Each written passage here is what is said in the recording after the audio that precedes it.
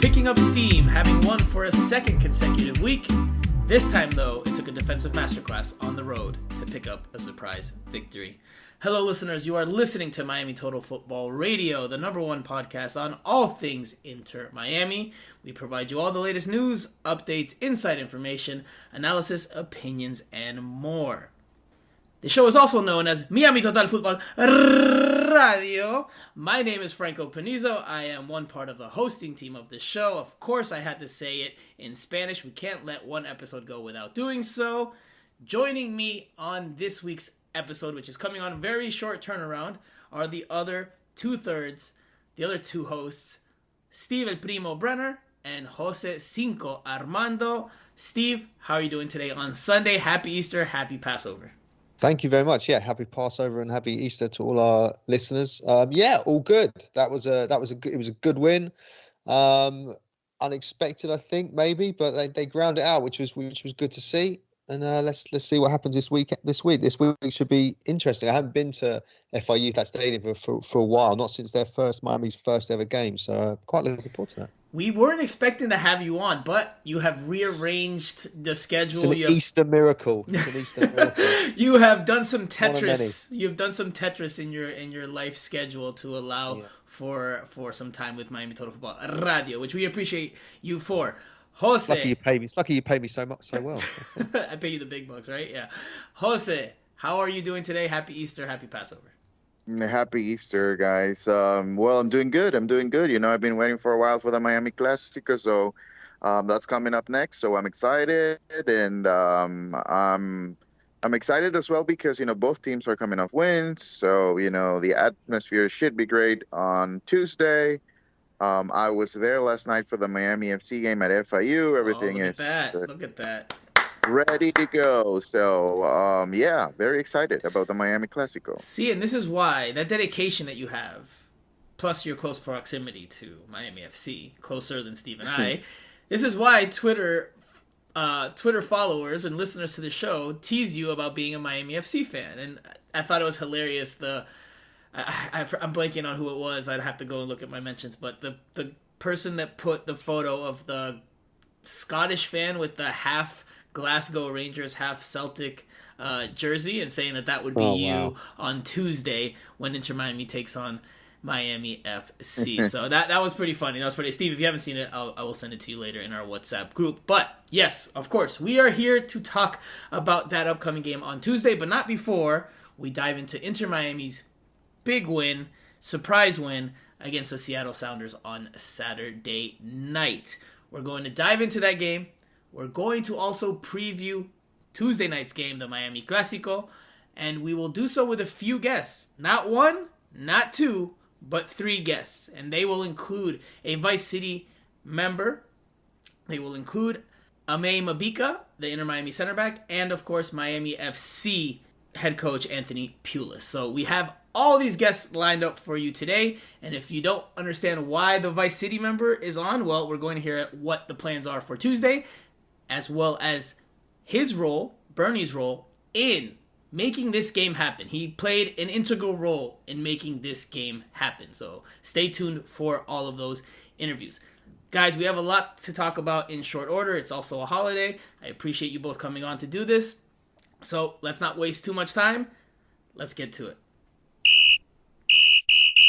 Okay, guys, so Inter Miami went on the road to Seattle, the other side of the country. They left on Thursday. They played the Sounders on Saturday night, a very late kickoff for those of us on the East Coast, 10 p.m., well, later than 10 p.m. because it was a Fox Sports 1 broadcast, and they always say that the game starts at a certain time, but their kickoff is like 20-plus minutes later, so closer to 10:30, finished around 12:15, 12:20, so very, very late in terms of a game. But Inter Miami pulls it out. They won 1-0. They're victorious off of a Robbie Robinson goal in the first half. This was Inter Miami's lineup, a 4-3-3. Nick Marsman in goal. Your back line from right to left were DeAndre Yedlin, Damian Lowe, Aime Mabika, Christopher Mcveigh. Your midfield three were Gregory as the 6. And then the 2 8s were Gene Mota on the right and Robert Taylor on the left. Up top, the same front three as the game against the New England Revolution. From right to left, Ariel Lasseter, Leonardo Campana, and Robbie Robinson. So the team went untouched. Un equipo que gana no se toca, as they say in Spanish. A team that wins goes untouched, and that was the case here. Phil Neville sticks with the same 11. Guys, before we talk about Inter Miami's performance, I'm going to ask you, how much stock do you put into this 1-0 victory, given that the Seattle Sounders made 10 changes to their starting lineup from their midweek match in the CONCACAF Champions League? How much stock do you put into a result like this? I will start with Jose because I have a feeling he's going to be a bit more...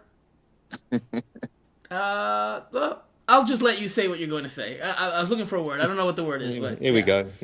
Right.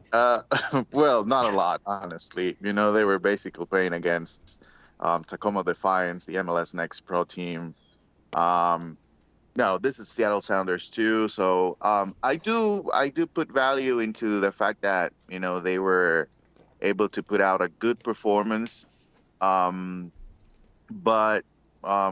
looking ahead and moving forward, I don't think this win means a lot in terms of, you know, I mean, we have to be honest of who they were facing, right? You know, that was not the Seattle Sounders' first team. And so I can put value into the fact as well that they were well organized defensively, but they were not overly impressive. They did not dominate the game as I guess people would have wanted to, especially when they're facing so many players that are not usually starters for Seattle. So not a lot, honestly. I mean, it's a good win and a much needed win if we look back into the first 5-6 games of the season. So I mean, not a lot. Honestly, not a lot.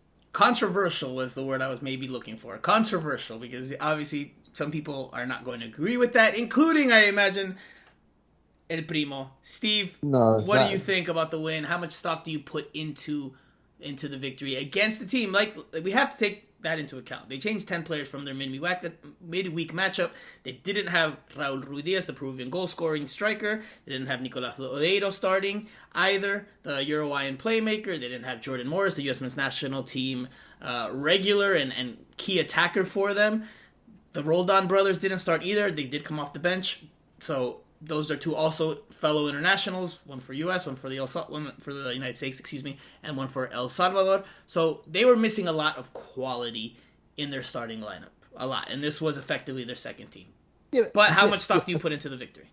Well, no, absolutely agree. Yeah, they had a load of players missing, but you know, this is also an Inter Miami team that's not been used to winning, you know, a lot. Period over the last sort of 12 months. So any win is a good win.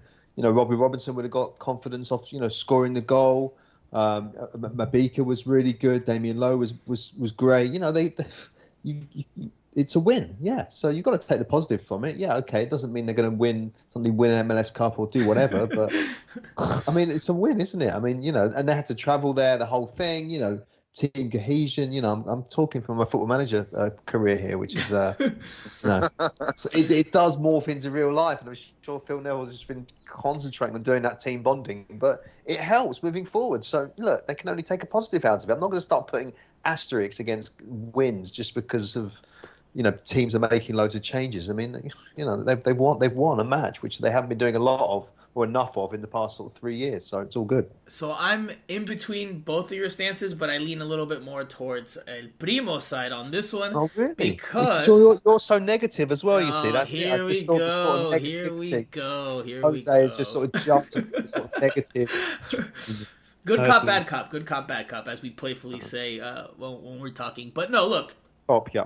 Look, for me, when you make that many changes in MLS, it's not like MLS rosters are so deep because of the salary constraints and the budget constraints and all that. So when you make that many changes to a team, I mean, you're clearly lowering the level of your team. Clearly. This isn't like, you know, maybe some of the top teams in Europe that if you make that many changes, there's not that significant of a drop-off. There was a clear significant drop-off from the Seattle Sounders. But that said, Inter Miami can only play the opponent it has in front of it. And Inter Miami, in that regard, did the job it had to do, picks up its second win of the season. It did so with a more defensive performance than an attacking performance. But, you know, to Jose's... I'm not going to say to Jose's point, but to counter Jose's point, I mean, if Inter Miami prepared for one type of game, and then before kickoff, an hour before when the lineups come out, if they see significant changes, they can't just all of a sudden just abruptly change their entire game plan that they've worked on in practice all week. They still have to stick to what they think. I'm sure they make minor adjustments here and there, as they do probably any game when the lineups are announced, and maybe there's some changes you see. But I didn't think that they were going to be much more attack minded just because this was Seattle's second team. I think the game plan was still going to be the game plan. Seattle was still at home with its fan base behind it on turf field.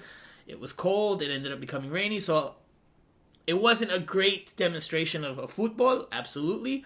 But I thought Inter Miami did the job it had to do. It grinded out a victory. Yeah. It wasn't pretty. It wasn't pretty, but they got it done. And at the end of the season, regardless of how the season finishes, when you see that win against Seattle, you'll just see 3 points. You won't see, oh, well, yeah, they played the second team and this and that. Like that won't really come into the bigger picture of how Inter Miami season went. It'll just be they got 3 points on the road. It is a Western Conference opponent, so it's not like this is an Eastern Conference opponent, so it doesn't really matter as much in the standings in that way because you're not taking points off of a direct rival for a playoff spot. But it's a good result. It's a good result. Going into the game, just me personally, and then Steve, I'll let you add your comments there. I personally went before the lineups came out. I said a result for Inter Miami in this one is great. If a win would be fantastic because of the opponent. Even a loss, as long as it wasn't a blowout loss, I thought would have been acceptable against Seattle's best team. Once the lineups came out, you saw the lineup, everything changed. Then, right? and I said, okay, I tweeted it out. I tweeted out, if there's any time to beat the Seattle Sounders, it's tonight. And Inter Miami did that. So we can debate, and we will, about the manner in which they did so. But they got the job done at the end of the day. So that's why you don't put a lot of stock into it, because there's an element right there that was not present that when you saw the lineup completely changed the whole thing. So again, yeah. I'm not 100% disagreeing with you. I'm not 100%. I just think you put a little bit of stock into it. I don't think you don't put any stock into it. It's good for confidence. It's good for some of the partnerships that are forming, including that center back partnership between Damian Lowe and Aime Mabika, which we will talk about in a little bit. But I know Steve wanted to chime in before, so Steve. No, winning a game is all they can do, and that's it. It's just time to move on. Jose, I'll give you the rebuttal before we change topics. This just reminds me of last year when Inter Miami won against Cincinnati and Toronto FC 2-3 games in a row, and we all knew that those were not good teams, and things change when you face different opposition. So I don't know if that's going to happen this year, but that's the reality. You were facing 16-year-olds last night. They weren't all 16-year-olds. There were some veterans out there. There was at least one 16-year-old, but they're okay. But I get your point. Again, they haven't just played a team that just walked in from the pub. I mean, it's like I give Jose. I agree with Jose in that regard because it's MLS, and the old rule back in the days when I first started covering the league, just generally speaking, if you lost your 3 DPs, the level of your team would drop significantly if you didn't have them available for whatever reason, or you took them out of the lineup for a short turnaround. When you take out 10 players, when you make 10 changes to a lineup, I mean that's going to impact things. Those 10 players haven't regularly played together in games that matter, so it does impact things. Now the Sounders did have more of the ball even with those 10 players, and they threatened, although they did not create much. They did threaten. They did get into the final third. They had, as we say in Spanish, aproximaciones, but they didn't create a whole lot, right? They got near and around the box, but they didn't create a whole lot. Nick Marsden wasn't overly tested. I believe he finished with 4 saves, but none were really of the wow variety. I think the biggest chance that Inter Miami gave up, arguably, was Damian Lowe's backwards header late on in the second half. So let me put it this way. If Inter Miami drops 10 players from the starting lineup that they put out last night against Miami FC on Tuesday, do you think Miami FC, do they have a better chance at winning? Absolutely. I'm not disagreeing with that. I'm just saying there is some stock to put into it. Again, I agree with you that there is some context. Context matters, but there is you can put some stock into this for Inter Miami as a whole, and I will reiterate, and we will change topics to this, because this was a very good defensive showing, led by, well, it was a whole team, it was a collective effort, but the center back partnership of Damian Lowe and Aime Mabika, I thought they were sensational, and Inter Miami in the second half, for much of it practically parked the bus. I think we saw Phil Neville Simeone out there, because Inter Miami went into a shell and made sure to clog up the spaces. And again, they did not give up a whole lot to the Sounders. They did not give up a whole lot. They dominated the spaces, as coaches and as coaches like to say. So, yes, they didn't have the ball, but they clogged up the space as well. They forced the Seattle Sounders wide, which was Inter Miami's game plan. Seattle was forced to whip in cross after cross after cross, and they couldn't find anything as a result of that. Some very determined defending, some very disciplined defending, some very organized defending, and some very committed defending, especially from Damian Lowe and Aime Mabika. Damian Lowe even took a knock to the head trying to make a play on one sequence late on. So I think that is where you can put some stock into it. More so than on the attacking side, which didn't see a lot of great things. Some positives down the right. But anyway, I think that's where the stock lies, or that's where the value lies in this game. Because that center back tandem, that center back partnership is continuing to grow. This was only their second start together. Steve, what'd you think of the center back showing in this game? And defensively overall as well. Encouraging, yeah. They look like they're building a nice partnership together. And they're both big guys, aren't they? They're physical. Yeah. We spoke to Mabika the other day at the training ground, and he is tall and he's going to fill out, but he's just, I think we spoke to Darren Powell afterwards. He said it's very difficult for people to get by him because he's of the size of the guy, and but he can play as well, and he's come back from international duty. Damian Lowe's an international as well, so yeah, that's promising, and that's what they wanted, isn't it? Sort of no Gonzalez, Perez, and Figal. They needed a replacement, and that was kind of that's working well. So. One certain positive to come out of that for sure, yeah. Defensively, I thought they were great. With the ball, there's still work to be done there from both, especially from Damian Lowe in this one. I thought he was, especially in the first half, he was pretty poor with the ball and his decision making. Inter Miami was a bit fortunate that they weren't punished on one of those. The turf's not great though, as well, is it? Yeah, but some of the passes he made were errant passes under very little to no pressure, and that a better team with more quality, probably a starting caliber MLS lineup, probably makes you pay for that. So that has to be cleaned up. Otherwise we're going to see a lot of the same things we saw last year when teams start to press Inter Miami high because they know that they struggle in the build out. So that has to be cleaned up a bit. Jose, what did you think about the center back showing and the defensive performance overall? I wouldn't point out to any player in particular, because I think collectively they were good. Defensively they were very well organized. So I would just point out to the whole team effort, and not only the center backs, but as well, I think in the middle they were good. Campana started doing some good things as well defensively. He put some pressure on it, run some balls down. It was not easy to Seattle to create opportunities out of the buildup, and for most of the game they were just. They had no other choice than to put crosses in, and that's exactly what Inter Miami needed, especially with Lowe and Mabika there. Every single cross, I think they probably won over 80% of those crosses. So, I think Seattle they did not have a lot of ideas. They ran into a whole bunch of crosses throughout the match, and that played to Inter Miami's favor. So collectively it was a good effort, but I think also Seattle, they were not very creative. Right, they didn't have that difference-making type of playmaker on the field that could help unlock a defense. But going back to the center backs, they're both tall players. So their aerial ability in a game like this is exactly what you need, and they did the job exceptionally. So I agree that the team in general, and it was one of my questions, I don't remember if it was for Phil Neville or Robbie Robinson post-game, but collectively the team did the job. So everyone deserves their due credit there. But I thought both of the center backs did their job even better, because they are the ones that mostly have to deal with those crosses. Mostly, they're the ones that have to head those out because they're coming in their direction, and they both did that job very, very well, very, very well. I think this will be the starting center back partnership for the next few games for Inter Miami, unless we start to see some different mistakes or different things. But as of right now, these last two games, I thought they've started to form, as El Primo said, a very encouraging partnership. It's encouraging. It's early, but it's encouraging. I think Mabika will start over Mcveigh when Gibbs is out or break Shea. So that's a question we have in the Q&A session, and I think we should save it for there so we don't repeat, because that is a good question. That is a good question. What happens when Kieran Gibbs or Breck Shea comes back?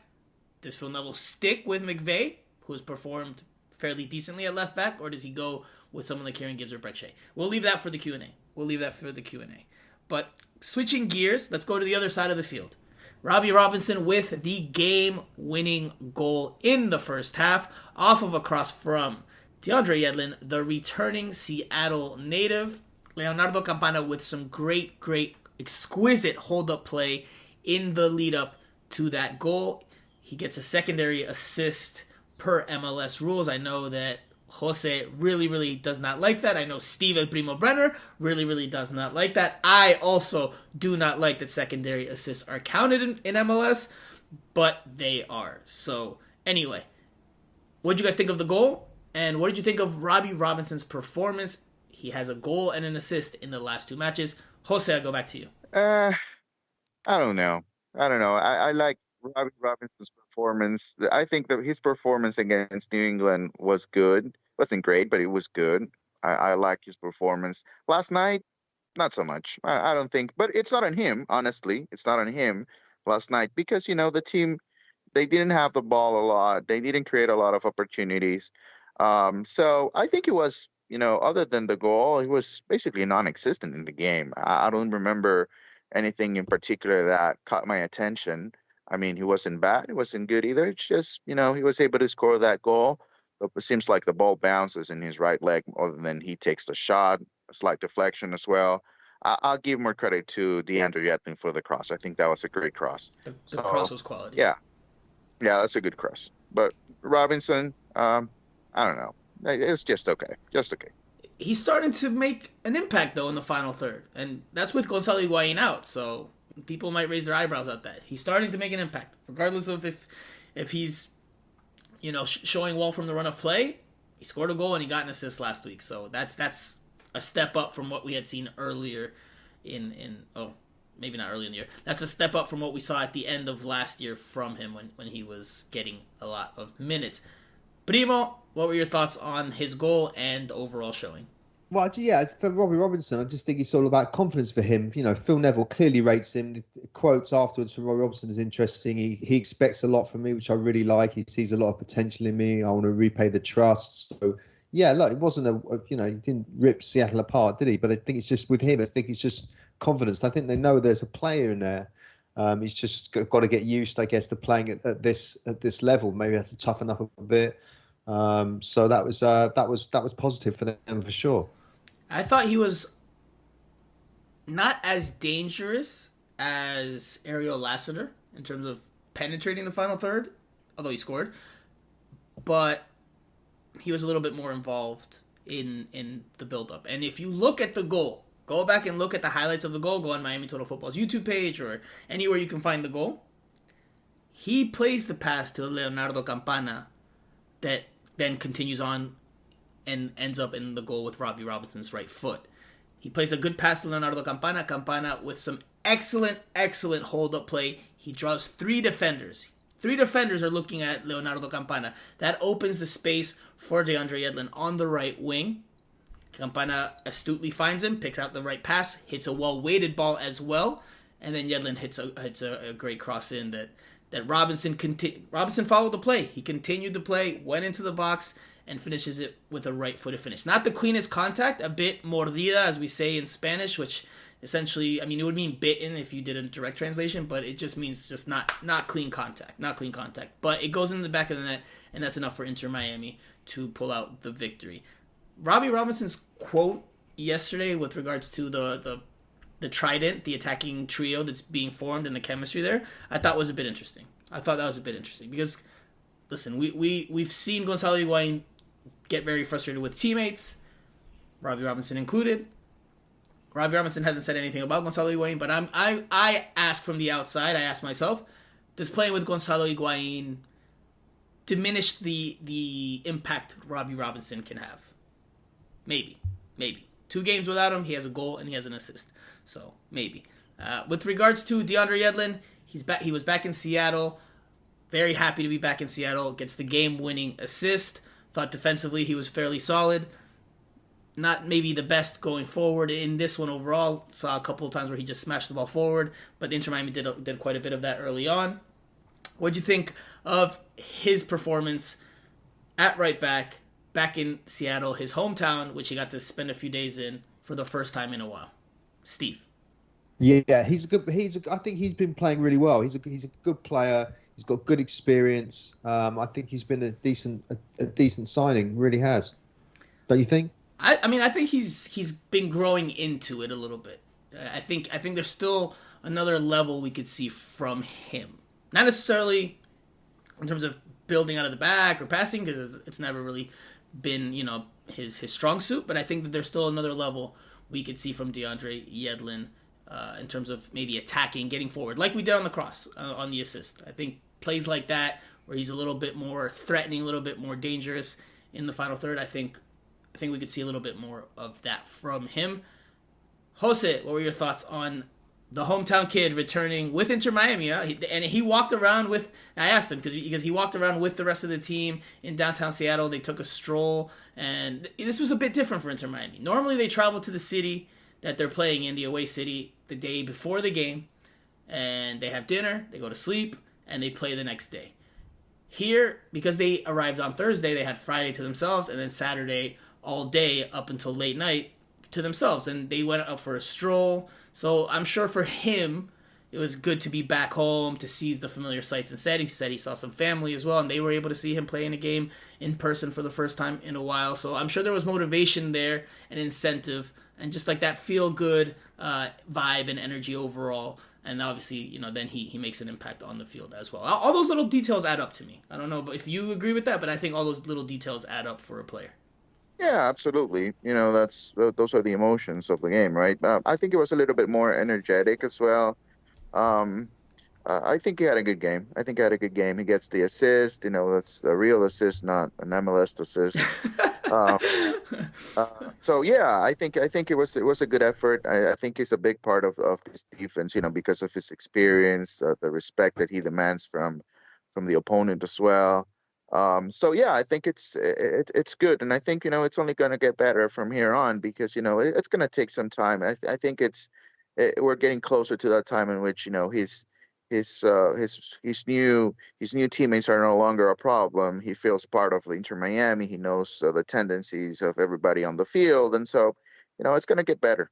Quickly, I wanted to touch on Ariel Lasseter, because Jose, you've obviously been very high on him. I did not think he had a great game. I thought the right side, Inter Miami had more success attacking down the right side, which goes back to the point I said before.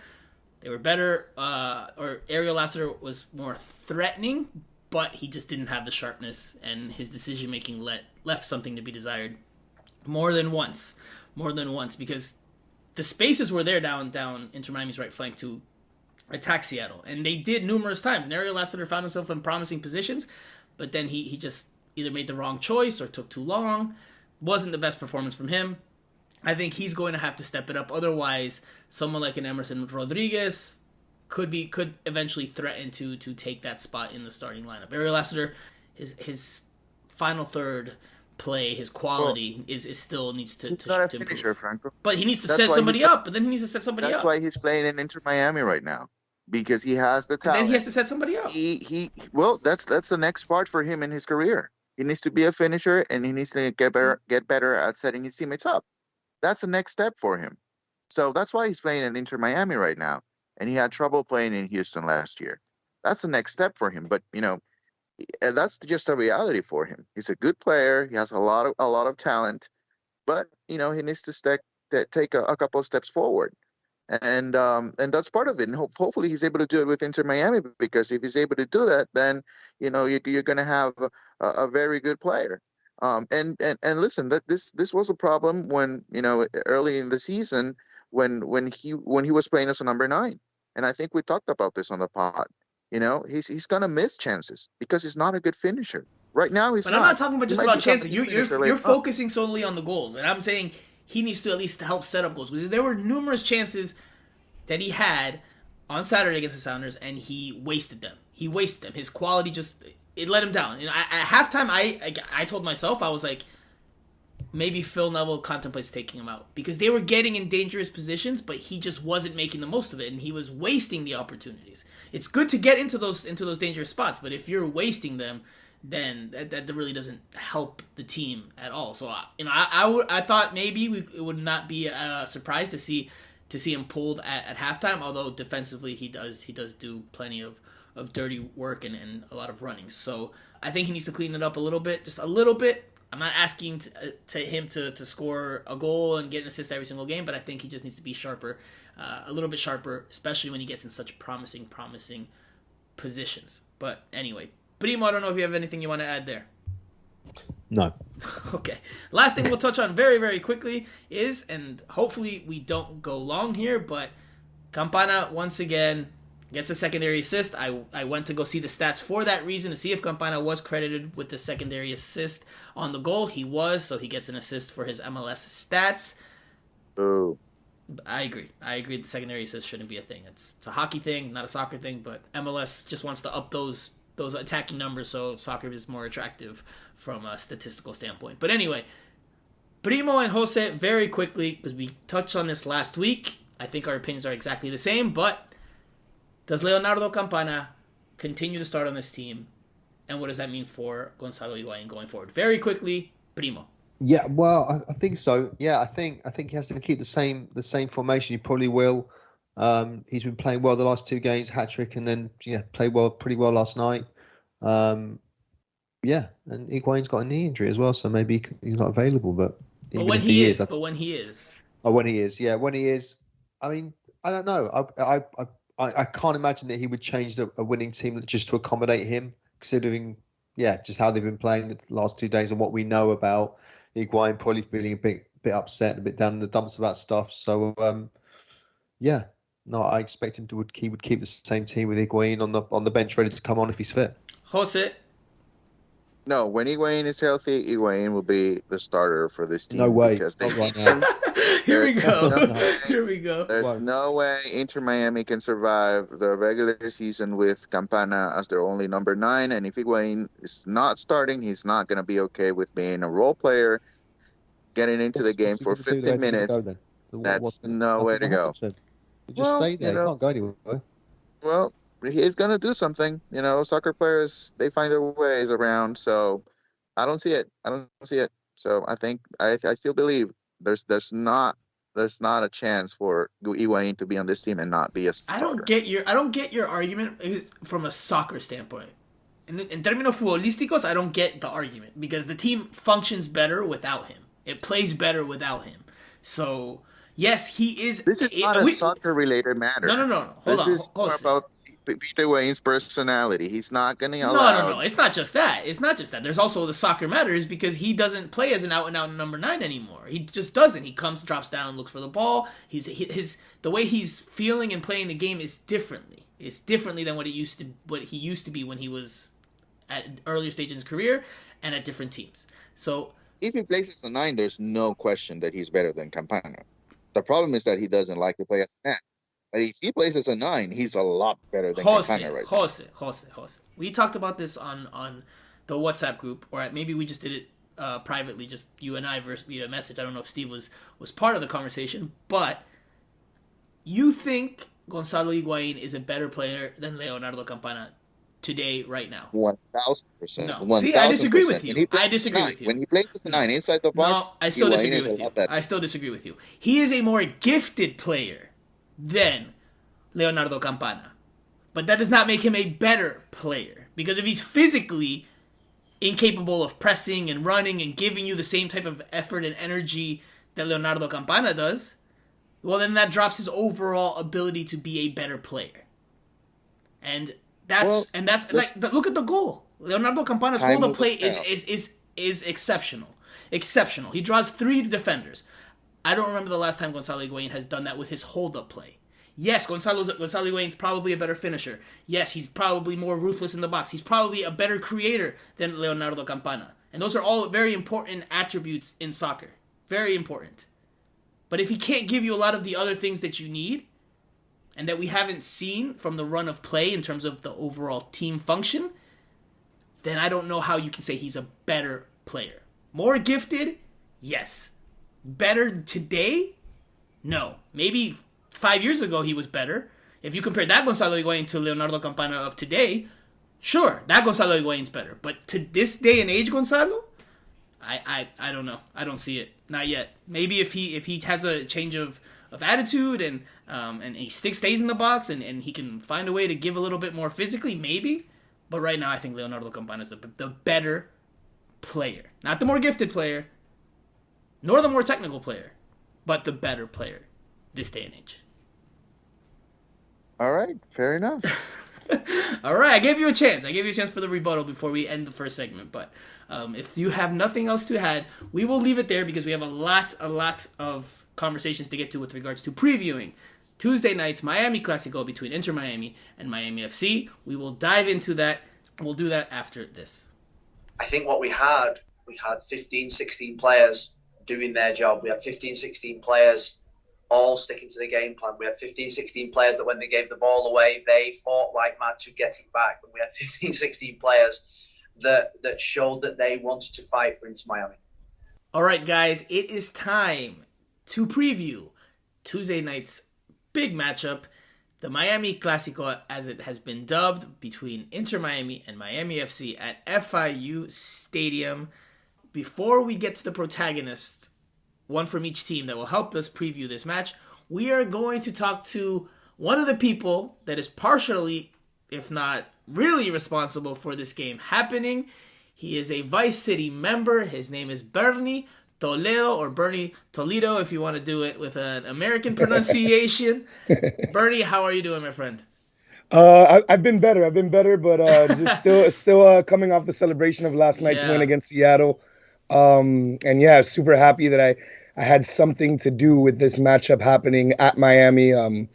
Like you said earlier, I was at the draw, and it was up to me choosing envelopes. And when I realized it was up to me choosing envelopes, I got really, really nervous. You can see me shaking the envelopes as I was placing them down. But I'm just still so delighted. It feels like a dream that we're actually getting to play in Miami, at Miami FC. So really excited, man, and can't wait for Tuesday. Now, before we dive further into that, I have to ask you, because I know Vice City and Gets Down, how was the party last night? Post-game, I mean, this was a late-night game, so 12:30-ish or 12:15-ish it ended, so, prime Miami going out time, but I'm sure you guys had been partying way before then, so how were the festivities last night, during, and, of course, after? Well, let's start off with before, actually. It was a crazy day. I actually had an exam earlier that day, which I passed. Nice, so congratulations. Thank you, man. Thank you. I appreciate it. But yeah, we started to celebrate early. We actually went to the Miami FC match, a few of us, to go and do a little bit of recon. Nice. Because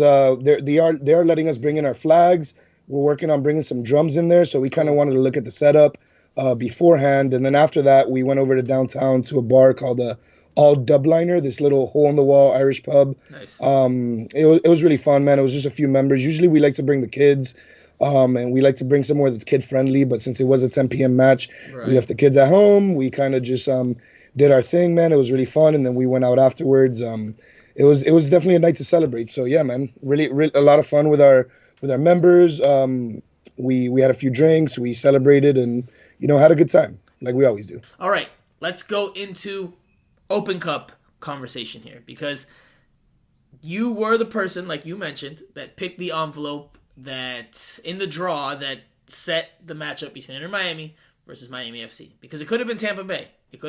Now, maybe not everyone that listens to Miami Total Football Radio watched the draw or even knew about the draw, but the draw was live streamed a couple weeks ago, and Bernie was the Inter Miami fan in attendance. There was also a Miami FC fan in attendance, but Bernie was the representative who helped pick out the envelopes. And it was funny because I was I watched it for a bit, and the comment section was like, oh, that fan is peeking through the envelopes to see which one it is and whatnot. But I thought that was just some good banter there. But so how did this come about? First of all, how did this come about? How did U.S. Soccer Federation reach out, or how did the Open Cup reach out in terms of getting you on there to help with the draw? So USSF, the U.S. Soccer Federation, they reached out to the team, I think Chris Allen and the PR team, which in turn, they reached out to all three supporters group.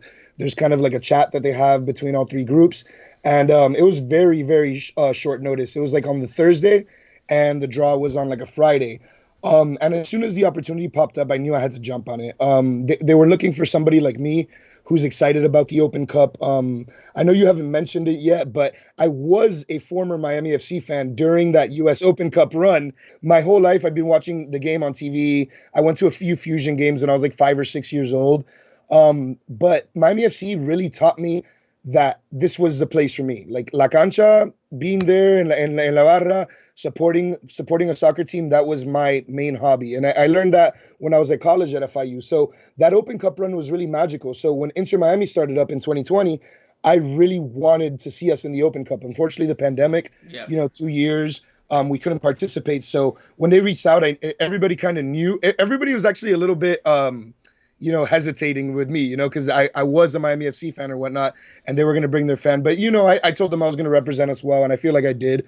So they reached out. I took the day off and showed up to a studio in like Dania. Okay. It was like CONCACAF. It was like a CONCACAF studio or something like that. And it was really cool. We did a few rehearsals with DJ Citizen Jane. She was the quote-unquote Miami FC fan, a.k.a. paid ambassador. But whatever.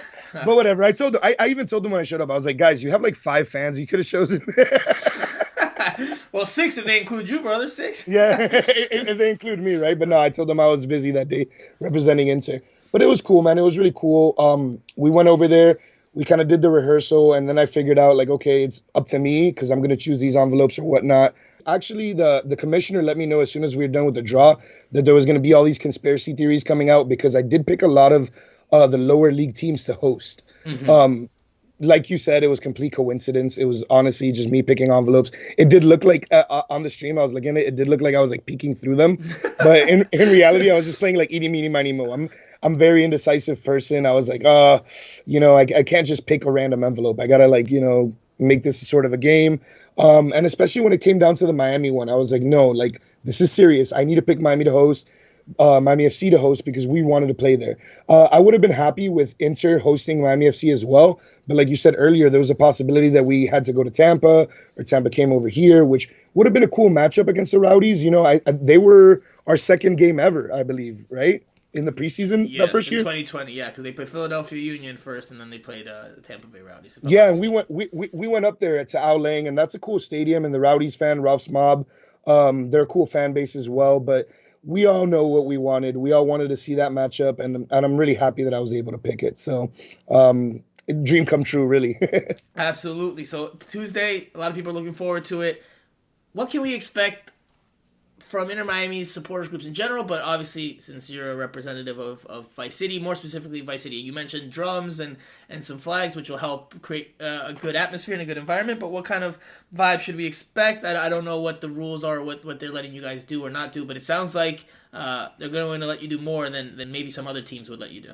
Yeah, we're honestly really grateful, man. They don't need to let us bring in our flags. A lot of teams don't let us bring in maybe like a few flags whenever we travel. Funny enough, this isn't really traveling. We all live like 5 minutes from there. It is kind of like home for us, but at the end of the day, it's still really cool that they're letting us bring in flags. We're working on maybe a few snare drums. But either way, whether we get to bring the drums or not, our voices are going to be loud. You guys know, based on our home games at Fort Lauderdale, how we get really rowdy. We're here to support the team through thick, through thin. We're obviously hoping for a good result. We're hoping for a win. We know that both teams actually played most of their starters on Saturday. So I'm really curious to see how those lineups shape up.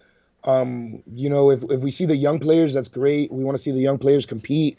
against Miami FC. If it's Gonzalo, I would love to see Gonzalo kind of redeem himself a little bit against Miami FC. I think that would be smart because, I don't know, we don't really have a backup number 9 right now other than Robbie, and Robbie played. So we're just looking forward to a good game, man. We're looking forward to singing all 90 minutes, to supporting the team like we always do. Like we say, te llevamos en la piel, no? Yeah. And we sing a lot of beautiful songs to the team about how we'll even support them even when we die, you know? So a lot of us are really, really excited too because it's our first time playing in Miami. You know, a lot of times we have to drive to Fort Lauderdale, have to drive back. That kind of limits us and how rowdy we can get, how much energy we can exert.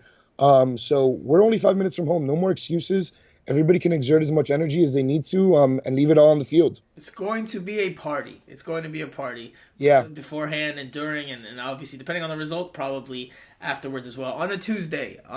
Going up on a Tuesday. Turn up on a Tuesday. Exactly. Now, I have to ask you, because you said before you were a Miami FC fan.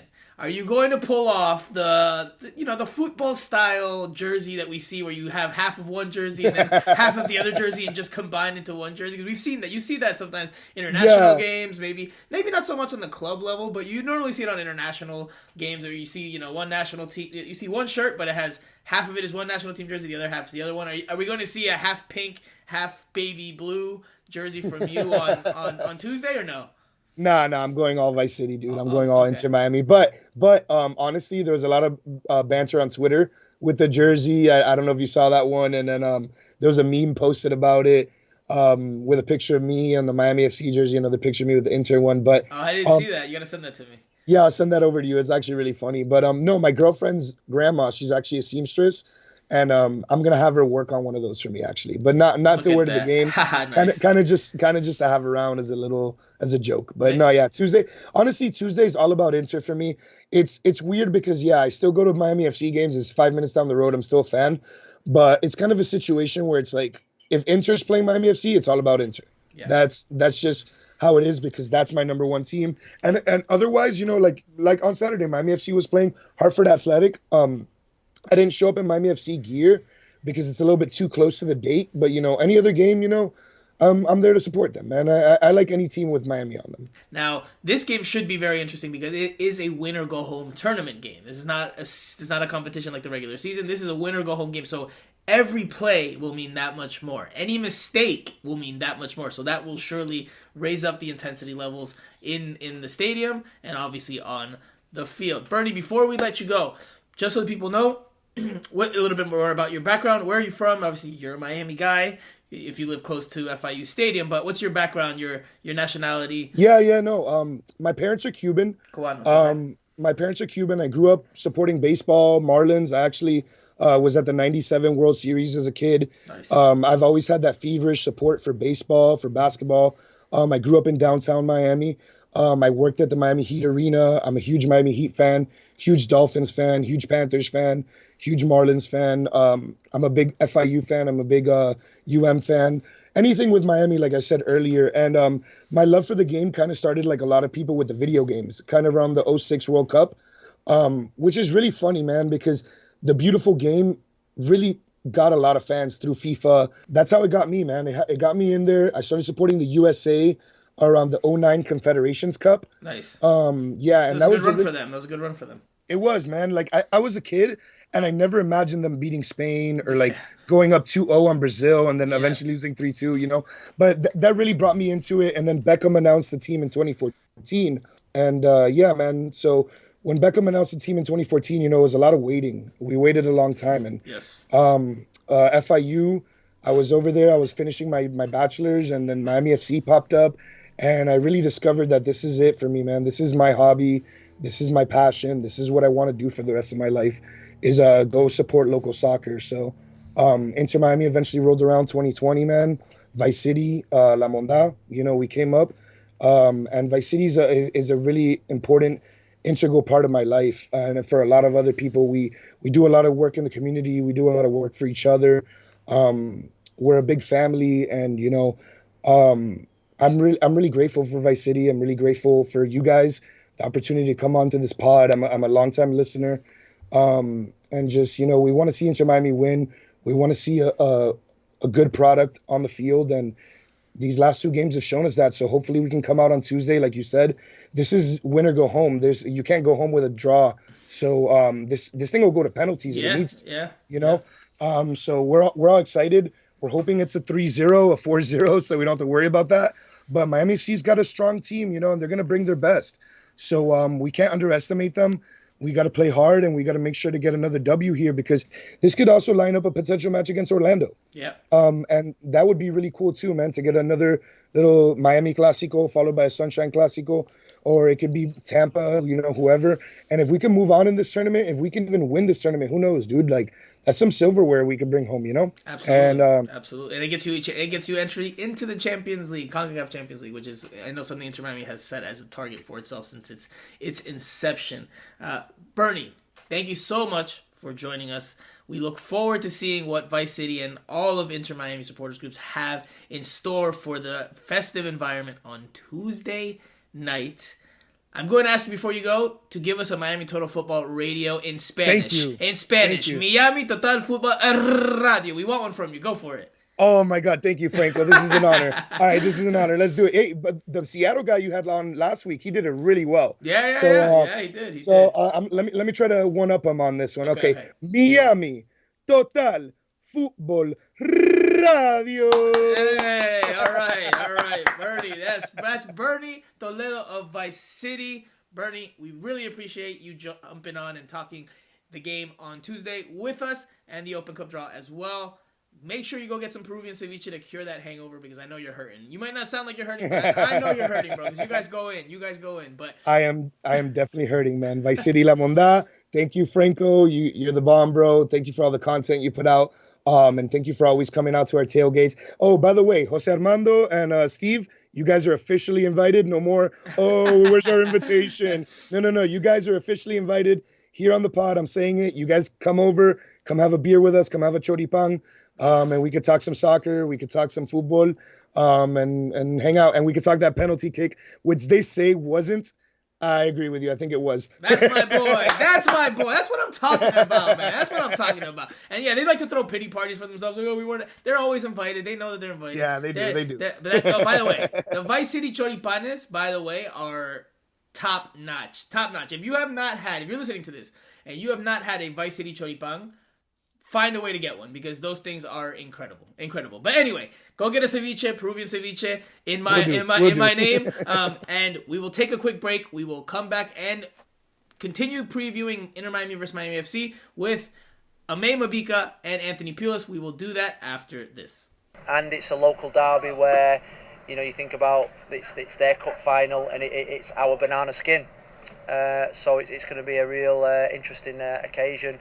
We can play some of our MLS players, MLS2 players. The rules are slightly different, so we've got the ability to freshen up the depth of the squad. But we're going to go there with our best team. Okay, guys, it's time to preview Tuesday night's Miami Clasico, a game that many, many people have been waiting for.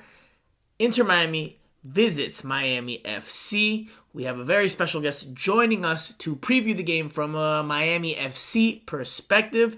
His name is Anthony Pulis. He is the head coach of Miami FC and a former assistant coach at Inter Miami. Anthony, thank you so much for joining us. Happy Easter. How are you doing? Happy Easter. Yeah, all good. Thank you. Thanks for having me. Awesome. Thank you so much for joining us. Obviously, with a tight turnaround in the holiday, I know the schedule is hectic, so we really, really appreciate you hopping on here. But let's just jump right into it. You guys are coming off a win like Inter Miami. For you guys, a 2-0 home victory on Saturday over Hartford Athletic. What will that do for confidence? What will that do for momentum going into Tuesday's game, which, again, a lot of people are looking forward to? Yeah, no, obviously we're pleased with the win yesterday. It's been a good week or so, and we've had the 3 wins on the bounce now and 3 clean sheets. So we're in a good position. So obviously going into the massive game on Tuesday, having some momentum, obviously winning good results, breed confidence. So yeah, we're in a good spot. But obviously we know it's going to be a really difficult game. Obviously Inter have had a couple of good results as well. So 2 informed teams going to head. It should be a really, really good game. Anthony, Steve here. How you doing? Good, Steve. How are you, mate? Good, mate. Good. I mean, going back to Inter Miami. You spent, it's 2 and a bit years there. Interesting years, are pretty full, character developing stuff. I mean, how much can you sort of take on board from what you know of how they play and their sort of system, and then try and implement it for you? I'll be honest, Steve, not a lot, to be honest, because I think looking at their last few games, obviously, it seems like Phil's sort of settled on a system now and a way of playing, because I think probably throughout the last couple of years, I think that the team's obviously tried a number of different formations, obviously different ways of playing, and as I said, it seems like they've found a way now. The difficult thing for me is obviously there's only probably, looking at the starting lineup from the last couple of games, only 3 outfield players I've actually worked with. Right. Robinson, Gregory, and Aime, Mabika. The rest of them are all new. So obviously with the amount of turnover they've had on the roster, and obviously me leaving there at the end of last year, I don't know. I've not worked with a lot of those players. Obviously, I know Phil, and I'm still friends with a lot of the staff members, so I know how they work. But I think there's probably going to be there's going to be a lot made of me knowing or having a better idea of how they play and what they do. But I actually, when you look at the facts, a lot of those players I've not worked with. So I've obviously I've watched a lot of their games in the last few weeks, obviously preparing for Tuesday. So it's been more doing it through video, and as I said, they've done well. They've obviously seemed to have settled on the way they want to play now, and they've had 2 positive results. So I'm sure they're going to be confident as we are going into what should be a good game. But like I said, they settle on how they want to play, but sometimes does that take a while to get an idea of exactly what it is? It doesn't always click straight away, does it? I think that's probably the thing I'm trying to get at. Yeah, I think it takes time to gel. I think that the one thing which I'm sure a lot of fans probably they're not as patient as what you would like them to be. But I think with the amount of turnover they've had in the roster, it takes time. I think obviously Chris and Phil have obviously had an idea of the types of players that they wanted to sign, with an idea of how they want to play, and it seems like they've kind of finally got to that stage. And it doesn't happen overnight. It does take time. It is a process. And as I said, I'm only going off the last few games, watching them last night, watching the New England game last week and the couple before that. The last couple of games anyway, I think they've obviously they've had some good results, and there seems to be a little bit more clarity, I guess, in what they're trying to accomplish on the field. Hey, Coach, this is Jose. I was there at the game last night, and it was not an easy game, especially in the second half for you guys. But I guess playing in a completely different environment and a different competition on Tuesday brings some emotions that might not have been there yesterday. So I want to ask you about the emotions that come within an Open Cup game, a Miami Clasico, over 5,000 tickets sold already.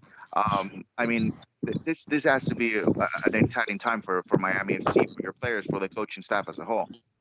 Yeah, look, it's an exciting game, one for us to look forward to. I think we've been preaching consistency in the way that we work and the way that we prepare for games. So it's really important that we do approach it like another game. I think it's important that we try and make sure the players keep their emotions in check, because sometimes obviously our players are going to be going into it with a point to prove, because a number of them probably want to showcase their talents and show that they can compete with players that are playing in the MLS. But it's important that those emotions stay in check, and we'll have a plan, and hopefully the players can execute and stick to the plan as much as possible. But I do a higher level team, and obviously this one, you've got the added spice of it being a local derby. Sometimes your league form can dip a little bit. Thankfully ours hasn't.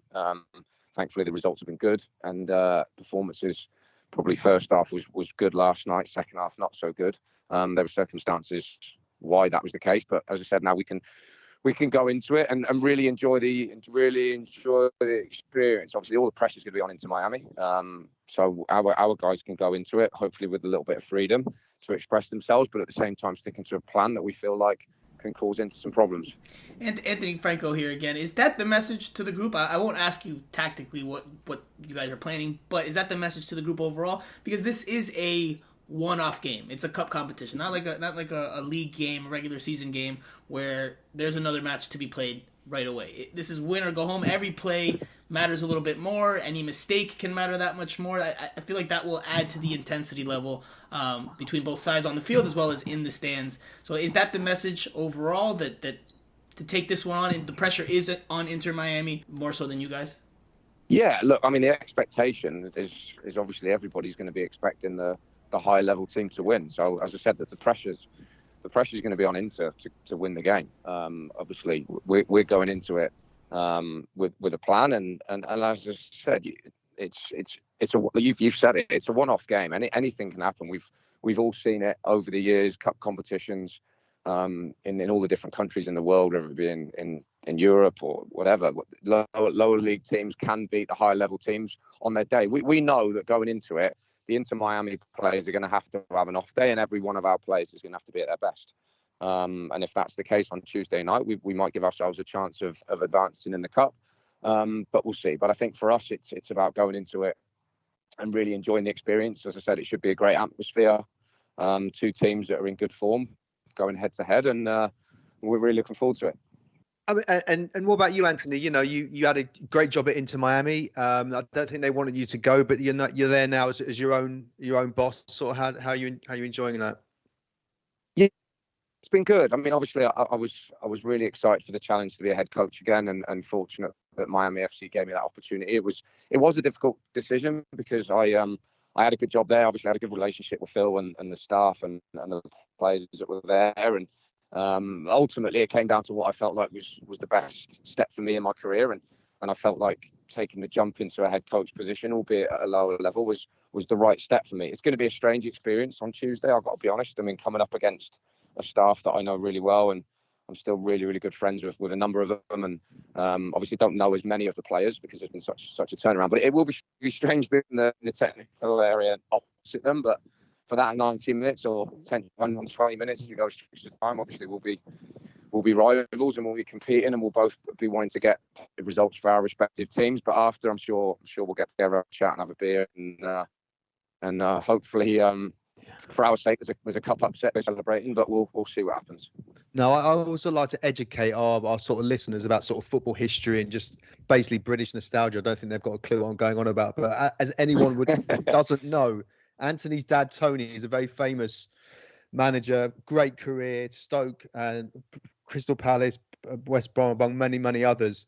But when Man City were really struggling in 1999, they were in the League One playoff final, third division, weren't going to go up. They were 2-0 down to Gillingham, managed by Anthony's dad. And you, sir, were on the bench, weren't you?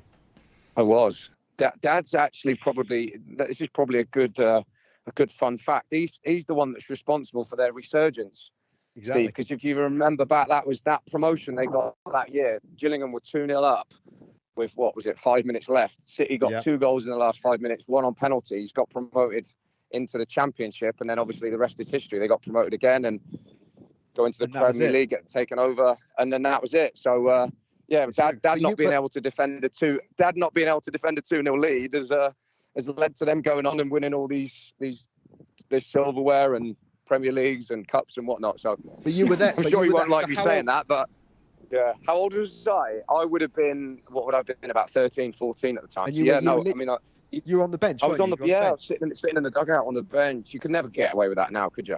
But yeah, no, that was me as a kid. I would school holidays and weekends, I'd go up and watch the games with him and sit in the dugout, be in the dressing room or the locker room, and full access. So I was really fortunate to experience that close hand. Should have made you a reporter back then. You would have been a great reporter back in those days. Jose, you're up. I know. Yeah, I have one last question for you, Coach, and you know, it's about the ownership group in Miami FC. I've had the pleasure of covering this team for a while, and I know Open Cup is very important for Ricardo Silva. Have you had any conversations what the expectations are from you guys in this tournament this year? Obviously, a huge matchup. You were able to move past Miami United, but now a huge matchup against a local rival. What are the expectations from the ownership group?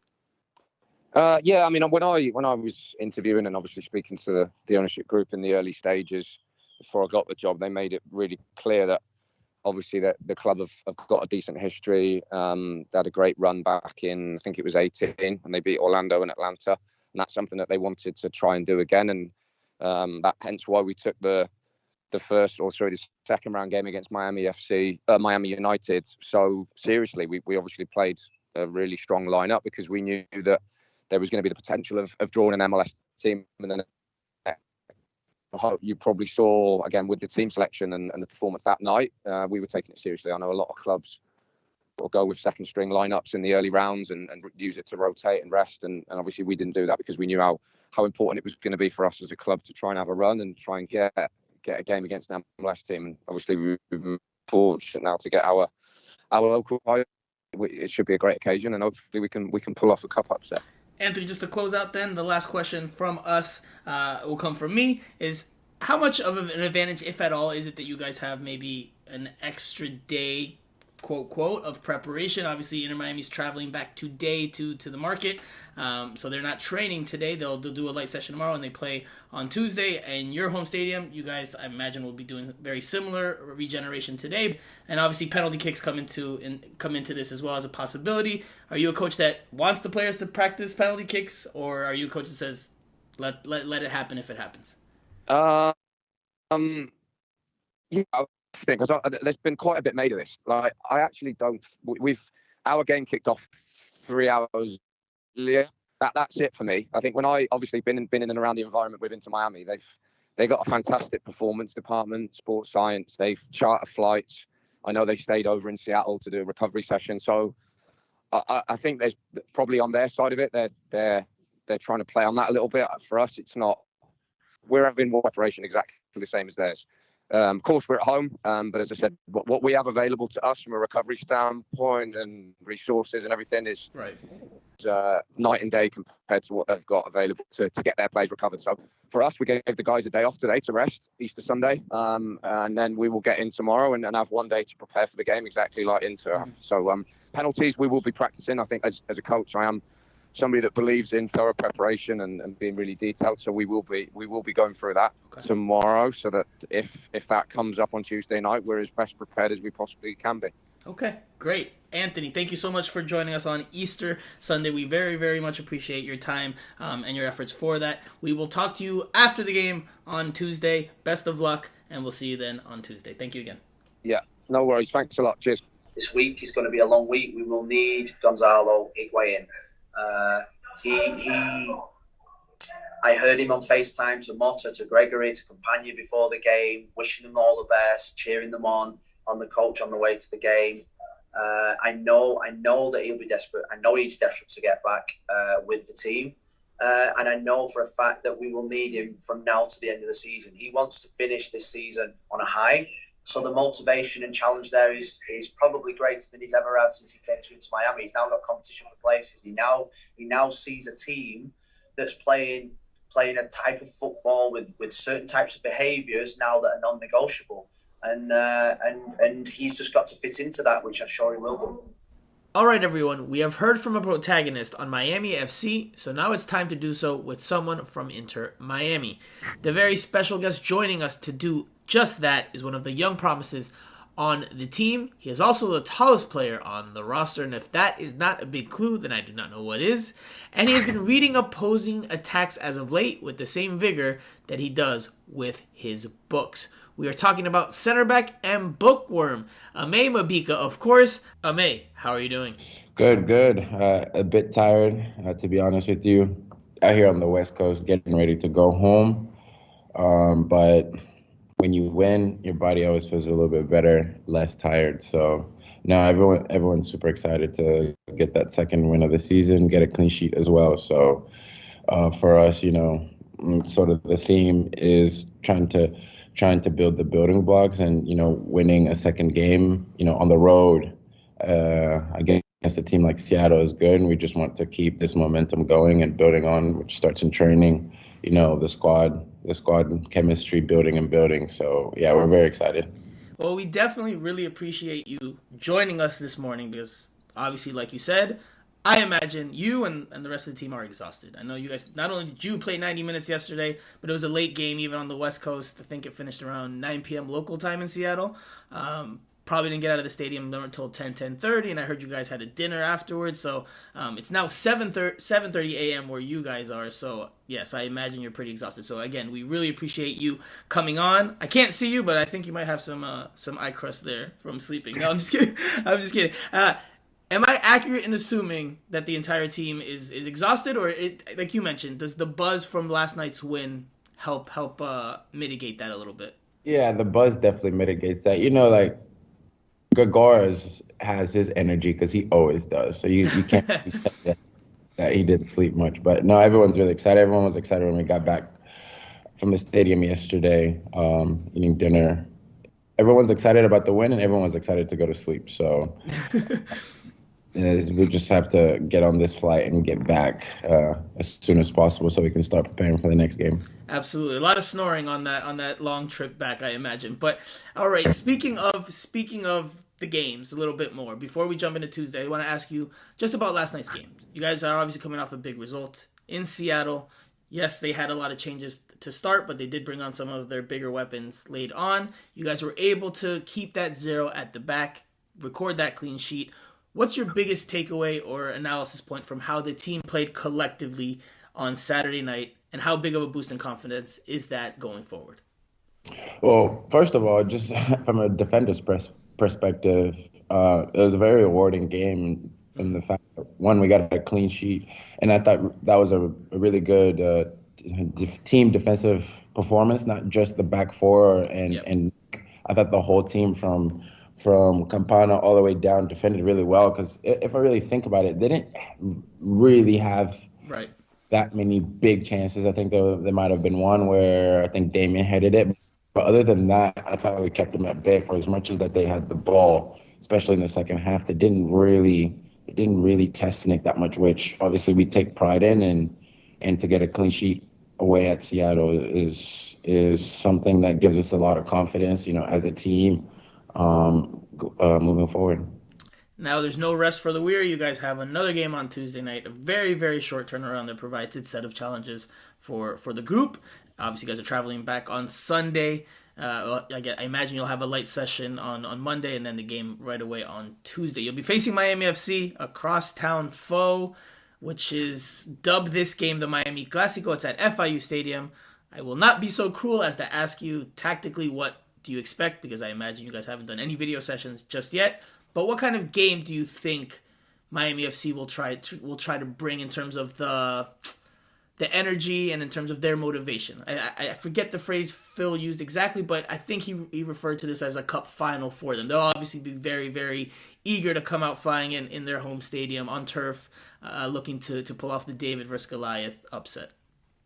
Yeah, sure. Well, I mean, it is being hyped up as a rivalry. So in rivalry games, all that stuff is important. The tactics, all that stuff is important. But in those games, a lot of the times, the teams will come out flying and trying to get a result. I guess everyone will be trying to claim Miami.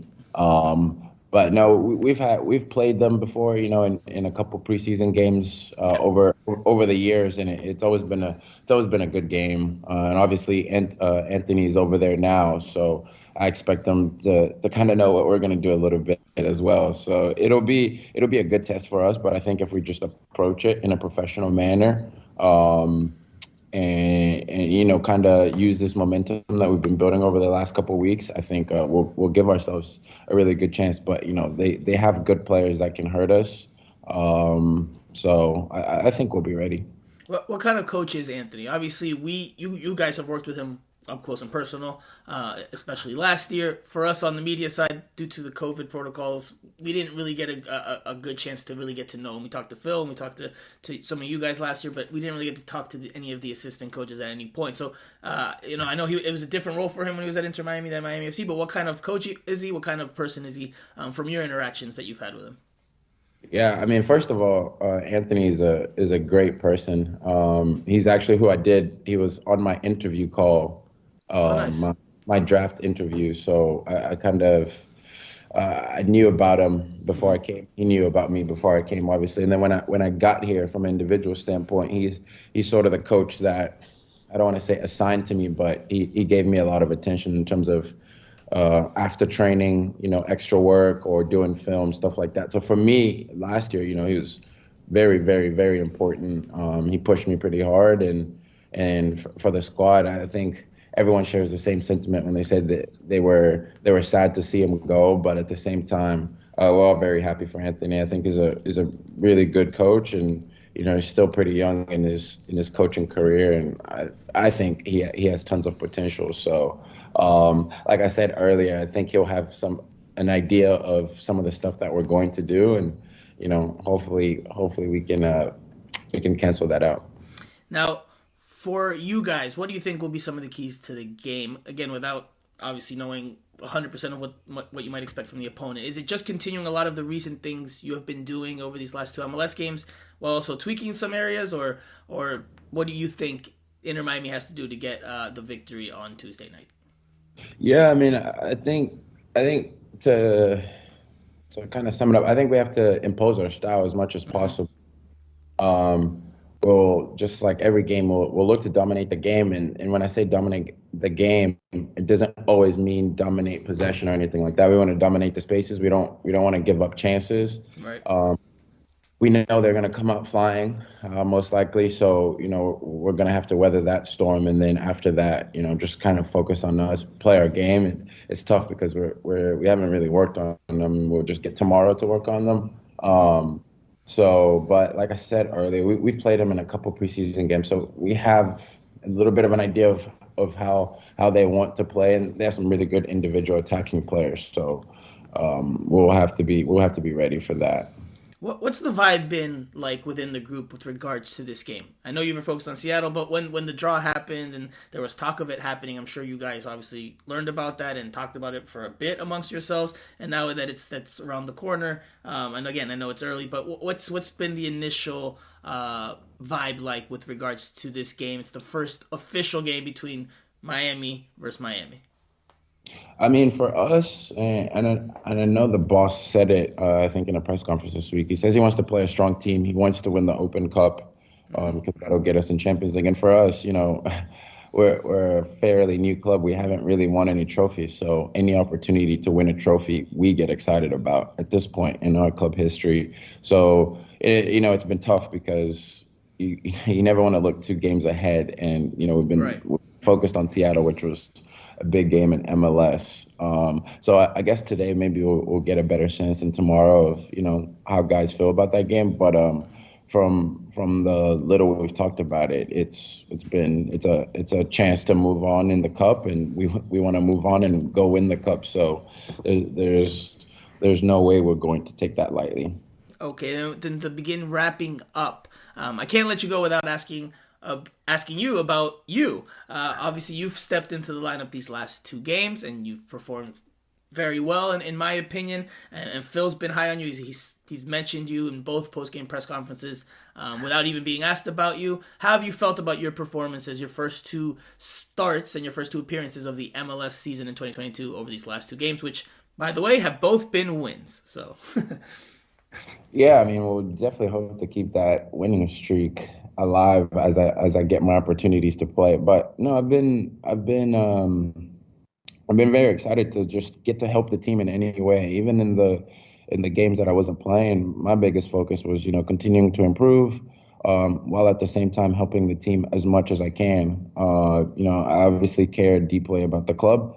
So for the last 2 games, for me to be able to make my debut and then play again last night and for us to win was amazing. And I feel like I'm gaining in confidence. I think I said it earlier this week. So yesterday was my 4th MLS game, and I think I'm doing well, which gets me excited because, like I said, I think it was on Thursday, what will I look like 20, 25 games in? And for me, it's just about taking it week by week and continuing to get better because, the coaching staff is going to push me. My teammates are going to push me.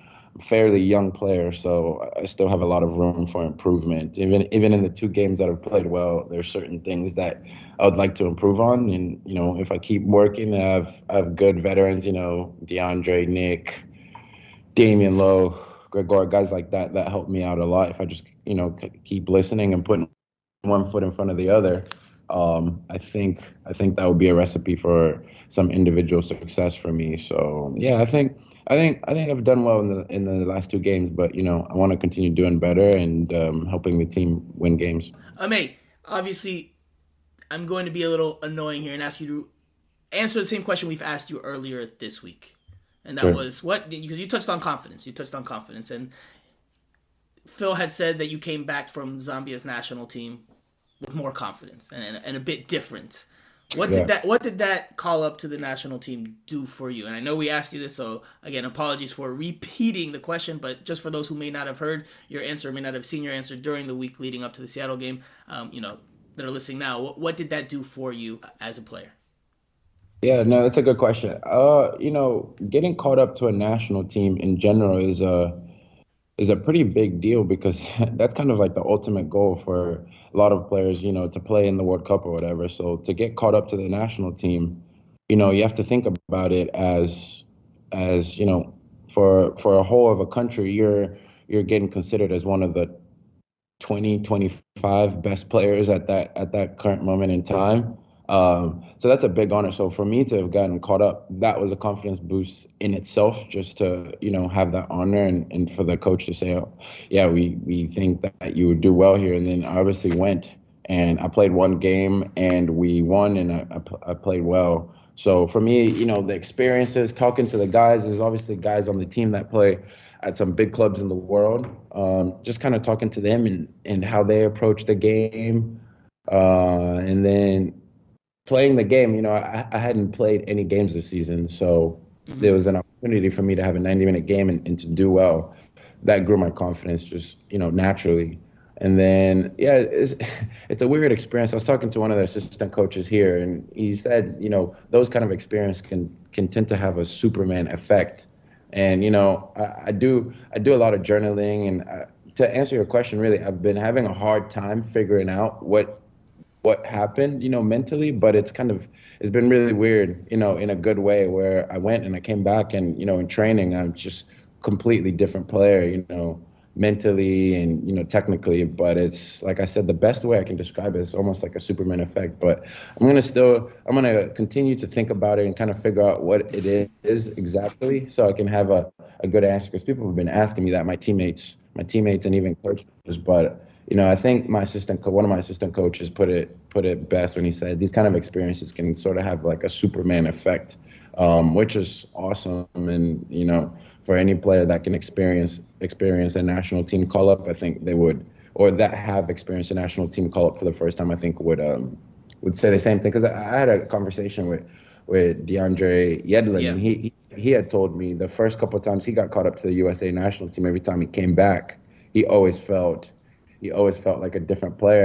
And he had said this before I even went, because he was excited for me. He was like, it's going to be great because, I kind of went through the same thing. And when I came back, I was always a different player. And, that got me excited to go. And then sure enough, when I got back, he wasn't wrong. Aime, we're glad to hear that. And before we let you go, we're going to do something we've done with the other players that have joined Miami Total Football Radio this season. Let's just do a tiki-taka, really quick, short questions, and just the first answer that pops into your head. And it's really, really easy and straightforward. So I'll start with, on Inter Miami, who is the best dressed player or the best dressed teammate? It could be yourself if you want, but who is the best dressed? Honestly, I would have to say myself. And I think Nice. as a team would second that. Okay. We have some Breck, DeAndre, I think are right up there. Okay. Who's the funniest teammate? Gregor. Yeah? Okay. The sleepiest, and I imagine you're all sleepy right now, but the sleepiest in general. Sleepiest, maybe Jovan Jones. Okay. Two more. Earliest football memory. Your earliest football memory. My earliest football memory was, I think, 2004 African Cup of Nations. So I would have been 7 years old. Yeah, that it's very, very blurry, but that would be my earliest football memory. And then maybe 2006 World Cup is a little bit more vivid. And if you weren't playing soccer professionally, what would you be doing? And I know you read a lot of books. Hence, if you guys don't know that Mabika reads a lot of books, or Aime Mabika reads a lot of books, that's why I mentioned that early on. He reads a lot of books. But what would you be doing professionally if not playing professional soccer? Professionally, if I wasn't playing soccer at this very moment in time, I would probably be in law school trying to be an attorney. The reading makes more sense now. Okay, Aime, final one. And this is the one we've asked everyone, and we've gotten some really good answers. 3 dinner guests. It could be dead or alive, anyone you want in the whole world. Who would you have if Aime Mabika was having a dinner, you were hosting the dinner, who would be your 3 guests? Anyone in the world. Hosting a dinner? I think Barack Obama would be one. Okay. Jay-Z, too. Okay. And the third one is a tough one. So Barack Obama, Jay-Z, and I think just to lean into the soccer side, maybe Arsene Wenger. Arsene Wenger, okay, interesting. That's an interesting dinner there. A very intellectual dinner. I imagine the conversations would be very, very interesting. Okay, Aime, thank you so much for the time. I know you have to run. We really appreciate you hopping on here this morning, empowering through this with us. I know you're tired, but have a safe flight back to South Florida. We will see you on Tuesday night when Inter Miami takes on Miami FC. So, Aime, thank you once again. Thank you, Franco. Appreciate it. All right, man. Happy Easter, brother. Happy Easter.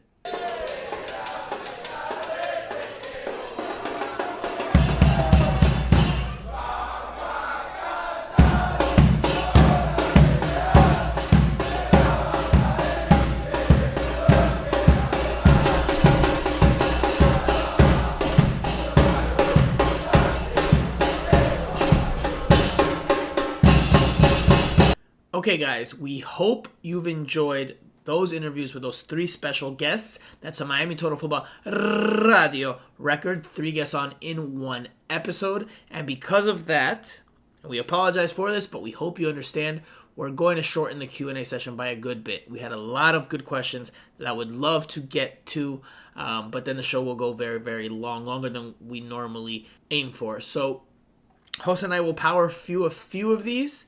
And Steve Primo Brenner has left the building. That's why he's not part of it. But Jose and I will jump into it starting right now with the question about Christopher Mcveigh. And it comes from Fighting Herons.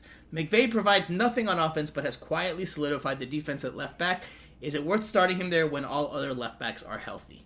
I would say no.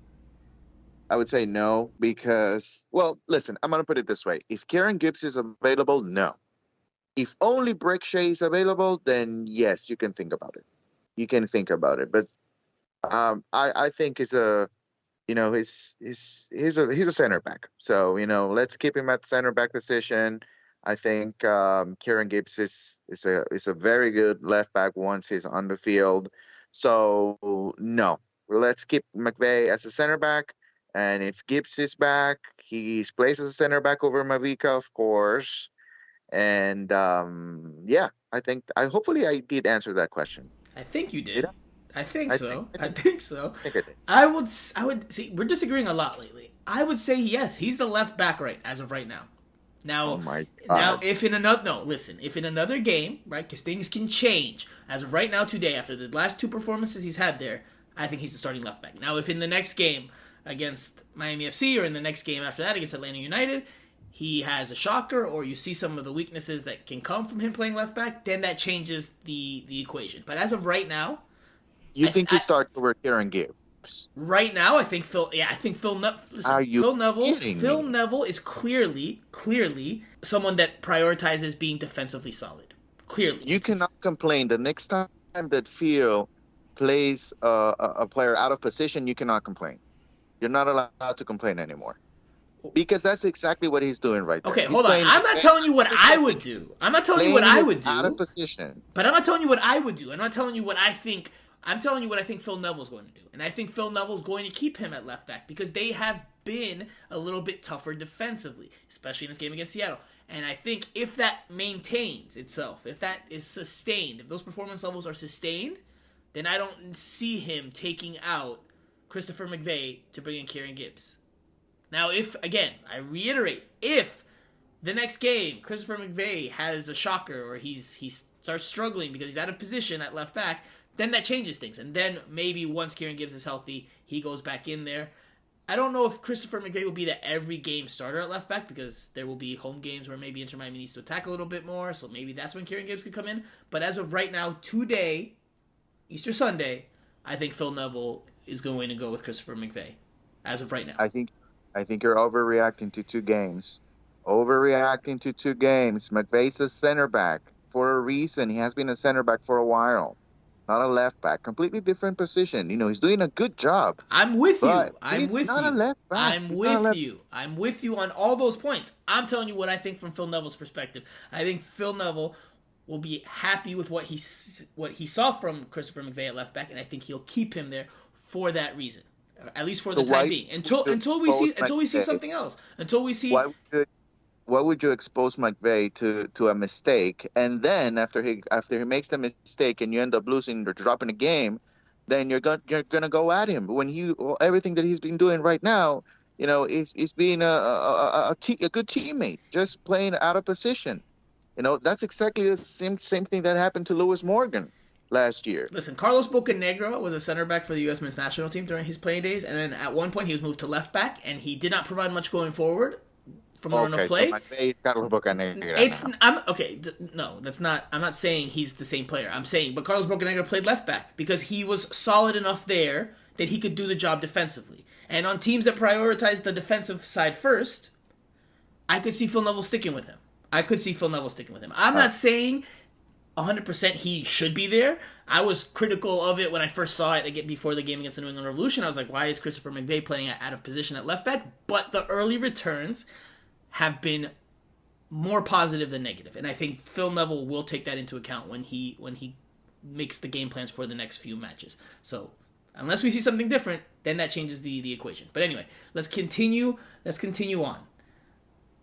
This one's quick, this one's fast, this one's funny. Don Cafecito, Papa Young on Easter tastes amazing. Does the deal also count if Inter Miami wins on Tuesday? Just asking the important questions. I don't know the answer to that. I don't know if they beat or tie in Miami FC if the Papa John's deal kicks in. I think it might just be MLS games, but I don't know. I'll find out. I'll work to find out for you guys. How about that? That's good. Find out. I need to find out as well. Are you gonna have some papayons today? And we say papayons because that's like the Spanish pronunciation of it, combining Papa and John's. No, not today. No. Okay.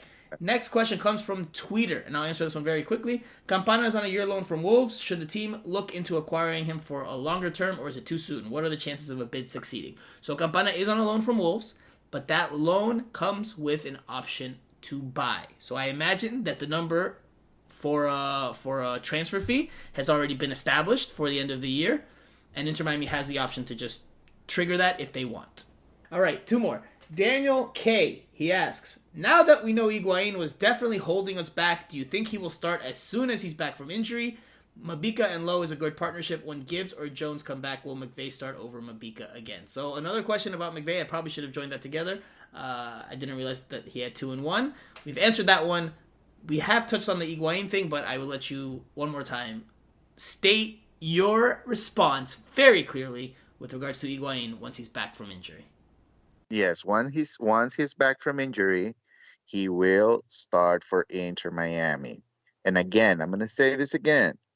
Gonzalo Higuain is not going to be okay with being a role player at a last place team in Major League Soccer. He's not going to be okay with that. He would rather retire than being a role player in this team.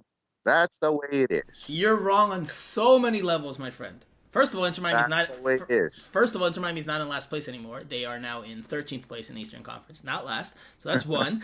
2, Higuain will not retire because that would mean him coughing up the $6 million, $7 million, whatever he's making this year. So he's definitely not going to retire regardless of his role, regardless of how unhappy he could potentially be about not being the starter on this team. And 3, no way he's starting on this team when everyone's healthy and it's a regular week. No way. If he's healthy for Tuesday's game against Miami FC, maybe he starts that one. But no way he starts next week if Leonardo Campana is healthy, ready, available, and has enough energy to go again. No way. I want to see Gonzalo Higuain entering the game in the 75th minute, replacing Leo Campana. Consistently. Not one game, not 2 games. Like you would like to overreact after 2 games. But consistently. The next 10 to 15 games, I want to see Gonzalo Higuain healthy and getting into the game in the 75th minute, replacing Campana when he's either tired or not into the game. I would like to see that. I would like to see that happen. I think you're going to see that happen. I think you're going. I know you're being sarcastic, but I think that's exactly what's going to happen. Gonzalo Higuain would consider that disrespectful to his career. Okay, well, actually, Daniel K had another one. I think this is very straightforward, and you can just say yes if you think so. He says, who do you think will start next game for Gregory? Adams deserves to start, in my opinion. Or maybe you don't agree with that, because maybe you think Duke deserves to start. But, obviously, Gregory picked up a yellow card against the Seattle Sounders. He will miss the next MLS match on Sunday against Atlanta United. So, who should fill in for him? Very quickly. Duke or Adams? Or somebody else? I think Adams will start for him because I believe... I think Adams will be the guy that starts against Atlanta United in place of Gregory. Jose, quickly, final thoughts? Well, yeah, just, enjoy the game. This is a match that will most likely happen just once a year. If that, yes. So, just try to enjoy it. It's a $10 ticket as well. So, it's an opportunity to watch Inter Miami if you haven't been able to go to Fort Lauderdale. Just try to get there early. I was there yesterday. The parking situation is a little bit different from what you were used to if you went to a Miami FC game a few years ago. So try to get there early and just enjoy the game. Okay, my final thought is on eFootball, formerly known as PES or Pro Evolution Soccer or Winning 11. They now officially have MLS teams. Well, they now have MLS teams and USL teams in the game. USL teams like Miami FC are fully licensed. Inter Miami and other MLS teams are not fully licensed. So the team names are fake, but they do have the actual players. I believe Inter Miami is under Miami PV, which stands for Paint Black. But anyway, we've got to run. That does it for this week's show. We'll be back again later this week. For Jose Armando, for Steve Brenner, I'm Franco Panizo. You're listening to Miami Total Football Radio.